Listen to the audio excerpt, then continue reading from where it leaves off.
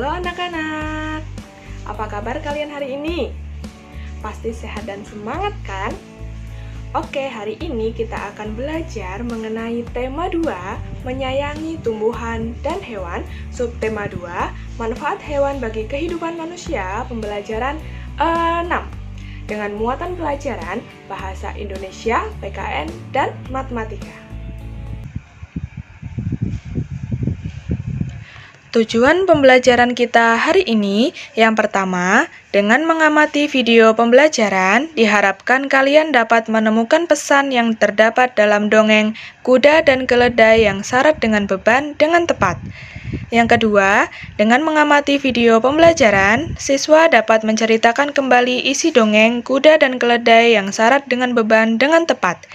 Yang ketiga, dengan mengamati gambar, siswa dapat memahami arti penting bersikap baik kepada sesama sebagai wujud pengamalan sila kedua Pancasila dengan baik. Tujuan pembelajaran kita yang keempat, setelah mendengarkan penjelasan guru, diharapkan kalian dapat mengetahui beberapa sifat individu dalam kehidupan sehari-hari di sekolah sebagai wujud pengamalan sila kedua Pancasila dengan baik. Yang kelima, setelah berdiskusi dengan guru tentang sifat individu sebagai wujud pengamalan Pancasila, siswa dapat menyebutkan arti penting bersikap baik kepada sesama sebagai wujud pengamalan sila kedua dengan benar. Yang keenam, dengan mengamati sebuah gambar, diharapkan kalian dapat memperagakan beberapa sifat individu dalam kehidupan sehari-hari di sekitar rumah sebagai wujud pengamalan sila kedua Pancasila dengan baik. Yang ketujuh, setelah mengamati video pembelajaran, siswa dapat menemukan sifat pertukaran pada perkalian dengan tepat. Yang terakhir, tujuan pembelajaran kita adalah setelah mendengarkan penjelasan guru, siswa dapat menggunakan sifat pertukaran pada perkalian untuk menyelesaikan soal-soal dengan tepat. Pernahkah kalian menunggang kuda? Bagaimana perasaan kalian? Pasti senang dan bahagia ya? Ya, kuda adalah hewan yang kuat dan pandai berlari kencang. Oleh karena itu, kuda biasa digunakan untuk olahraga menunggang kuda dan juga digunakan sebagai transportasi darat seperti delman. Nah, berhubung kita sedang membicarakan tentang kuda, mari kita lihat gambar yang ada pada layar. Nah, perhatikan gambar di samping. Di sini ada gambar Benny sedang bercerita kepada teman-temannya. Hari ini, Benny ingin bercerita tentang dongeng yang pernah dibacanya. Benny terkenal sangat pandai bercerita di antara teman-temannya. Ia bercerita tentang kuda dan keledai. Kuda dan keledai adalah hewan yang digunakan untuk mengangkut beban. Juga sering digunakan untuk alat transportasi. Apakah kalian ingin tahu ceritanya? Dongeng ini berjudul Kuda dan Keledai yang Syarat dengan Beban. Pengarangnya Aesop. Pernah ada seorang pria yang memelihara seekor kuda dan seekor keledai. Kebiasaan pria tersebut adalah memuati keledainya dengan beban yang sangat berat. Keledai tersebut terhuyung-huyung karena beban yang terlalu berat. Sementara kuda berjalan dengan beban yang ringan. Pada suatu hari, mereka melakukan perjalanan. Keledai berkata kepada kuda, "Maukah kamu mengangkut sebagian dari beban saya? Saya merasa sangat tidak enak badan. Jika kamu mau membawa sebagian bebanku, mungkin saya akan cepat sembuh. Beban yang terlalu berat ini bisa membunuhku." Kuda hanya menendang-nendangkan kakinya. Ia berkata kepada keledai agar tidak usah mengeluh. Ia tidak mau diganggu dengan kata-kata keluhan. Keledai terhuyung-huyung selama berjalan setengah kilometer. Tiba-tiba, ia jatuh ke tanah dan mati. Si pemilik pun datang dan hanya bisa berpasrah dengan apa yang telah terjadi. Ia melepaskan beban dari keledai yang telah mati. Semua beban itu ditempatkan di atas punggung kuda. "Aduh!" keluh kuda saat dia merasakan beban yang berat. Beban bertambah dengan berat tubuh keledai yang telah mati. Sekarang saya mendapatkan ganjaran karena sifat saya yang jelek. Saya menolak menanggung sebagian beban keledai. Sekarang saya harus membawa seluruh beban, ditambah dengan berat tubuh teman saya yang malang ini.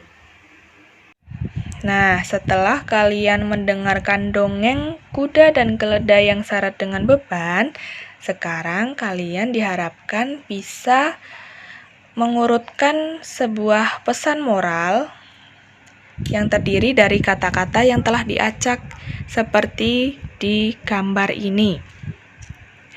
Di sini ada kata kamu, bantuan, membutuhkan, bantulah, maka, orang, terbantu, akan, juga, yang. Nah, di sini kata-katanya masih acak. Kalian sekarang coba urutkan agar menjadi sebuah pesan moral. Ya, jadi jika sudah disusun, kata-katanya akan menjadi bantulah orang yang membutuhkan bantuan, maka kamu juga akan terbantu. Anak-anak, perhatikan gambar di layar ini. Di sini ada gambar beberapa anak sekolah yang menemukan kucing di jalan. Benny dan Edo pulang sekolah bersama-sama. Di jalan, mereka menemukan seekor kucing yang jatuh ke selokan. Benny menolong kucing tersebut dan membawanya pulang ke rumah. Edo tidak mau membawa kucing tersebut. Ia geli pada bulu kucing. Setiap orang memiliki sifat yang berbeda-beda. Dalam satu keluarga pun memiliki sifat yang berbeda-beda. Begitu pula dengan sifat orang dalam satu lingkungan tetangga. Nah, ini adalah beberapa gambar tentang sifat individu dalam kehidupan sehari-hari. Yang nomor 1, ada gambar rajin.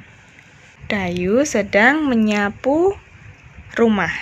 Jadi, ia memiliki sifat rajin. Kemudian, lihatlah gambar yang kedua. Benny sedang menonton TV, bermain game, dan banyak mainan berserakan. Jadi, sifatnya adalah pemalas.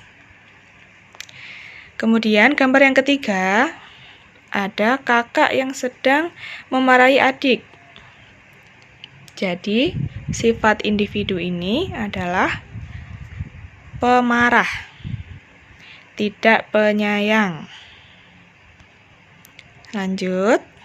Nah, ini adalah gambar yang sesuai dengan sila kedua Pancasila, yaitu kemanusiaan. Yang nomor 4 adalah gambar Lina sedang menolong Tia yang jatuh dari sepeda. Jadi, Lina memiliki sifat penolong. Kemudian, gambar yang kelima adalah amanah. Jadi, dapat dipercaya.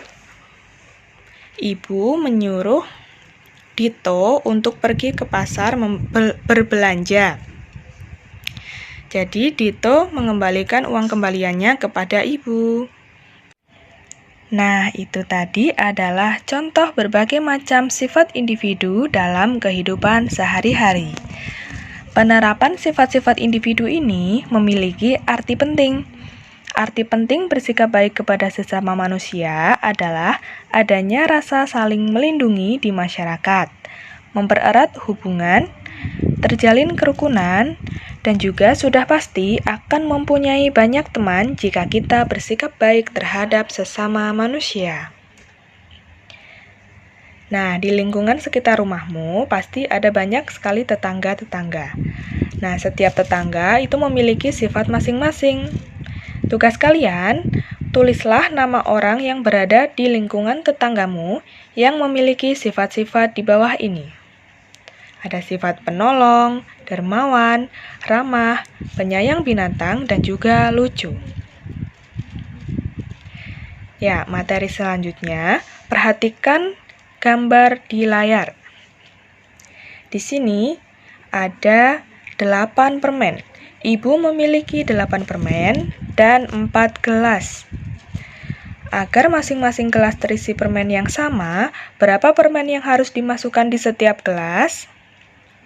Ya, permen yang harus dimasukkan di tiap gelas ada 2.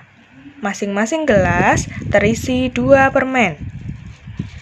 Jadi jika dijumlahkan, 2 ditambah 2 ditambah 2 ditambah 2, hasilnya adalah 8. Nah, bentuk perkaliannya adalah 4 dikali 2, sama dengan 8. Kemudian, perhatikan gambar di sebelah kanan. Ibu memiliki 8 permen dan 2 gelas. Agar masing-masing gelas terisi permen yang sama, berapa permen yang harus dimasukkan di tiap gelas? Ya, permen yang harus dimasukkan di tiap gelas adalah 4. Masing-masing gelas berisi 4 permen.